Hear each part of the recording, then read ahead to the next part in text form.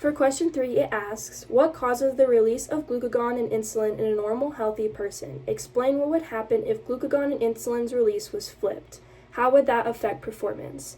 So in a normal, healthy person, insulin is released from our pancreas when our blood glucose levels are high or are raised. And this happens right after we eat. There's a lot of glucose in our blood, so signals are being sent to the pancreas to release insulin so that we can store glucose or the extra glucose in our liver. And in a normal healthy person, glucagon is released from our pancreas when our blood glucose levels are low, and this sends signals when our blood glucose level is low, either on the onset of during exercise or when we haven't eaten for a while. Those signals get sent to the pancreas to release glucagon, which then sends signals to our liver to break down the glucose or glycogen that we have stored in our liver to then release glucose into our blood to raise our blood glucose levels, to either send glucose to our working muscles to fuel them, or to simply just put more glucose into our blood if we haven't eaten in a while.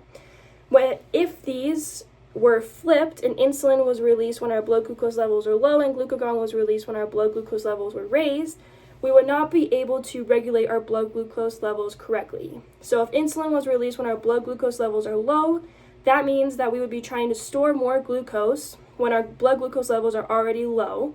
And if we were trying to increase our blood glucose levels, and we would need to store it because our blood glucose levels are so high, but glucagon is released, we would create even higher blood glucose levels because it would promote the breakdown of glucose from the liver.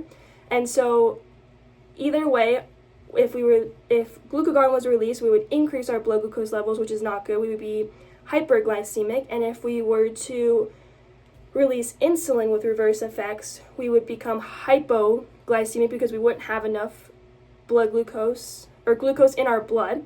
And how this would affect performance is, in a healthy person under normal circumstances, glucagon is released to promote the breakdown of glucose in order to fuel our muscles. So if the reverse was happening and insulin was released while we were exercising, that means that we're storing the fuel and energy that we're trying to use to fuel our working muscles and to fuel our body during exercise.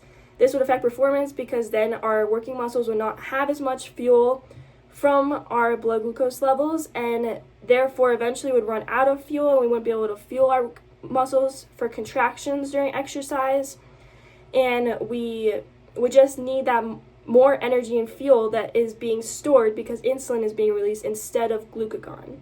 And so overall, insulin is used for storage, glucagon is used for the breakdown of glucose, and if those were reversed, we wouldn't be able to regulate our blood glucose levels. And how that would affect performance is we wouldn't be able to provide fuel to our working muscles during exercise.